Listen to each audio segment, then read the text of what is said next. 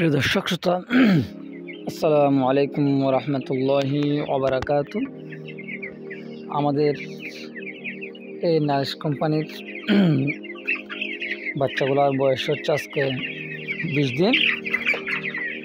এগুলা বাচ্চা ছিল আপনার বি গ্রেডের বাচ্চা, B plus, nurse B plus বাচ্চা। আলহামদুলিল্লাহ দিন অনুযায়ী আমাদের মুরগির ওয়েট আলহামদুলিল্লাহ ঠিক আছে। তবে বাচ্চার দাম একটু বাড়তি ছিল, এখনও বাচ্চার দাম বাড়তি। বাচ্চার দাম তো কোনোভাবেই কমতেছে না। এখন আমরা যারা প্রান্তিক খামারি আছি তারা অনেক কষ্টের মধ্যে আছি।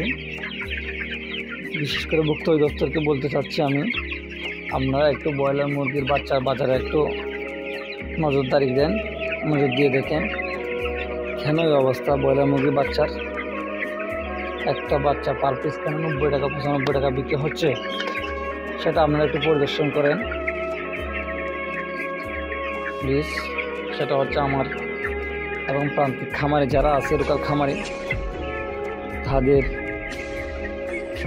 অনুরোধ একটু রাখার চেষ্টা করবেন, কারণ আপনারাই নিয়ন্ত্রণ আনতে পারবেন এগুলার। কারণ যখন বাচ্চার দাম বাড়তে থাকে, মুরগির দাম কম থাকে, তখন কিন্তু আপনারাই মাঠে কাজ করলে হয়তো বাচ্চার দামটা কমানোর সম্ভাবনা থাকবে। বিশেষ করে আপনারা কোম্পানিগুলোর সাথে কন্ট্যাক্ট করে দেখেন কী কারণে ব্রয়লার মুরগির বাচ্চার দাম বেড়েছে। কারণ এতদিন যদি আপনার ব্রয়লার মুরগির বাচ্চাগুলো যদি 50 টাকা 40 টাকা 30 টাকা 60 টাকা বিক্রি করে যদি পোষাইতে পারতো, তাহলে এখন কেন 90 টাকাতে গেছে, 95 টাকাতে গেছে, ওটা একটু আপনারা জাস্টিফাই করেন, বিশেষ করে লক্ষ্য দেন।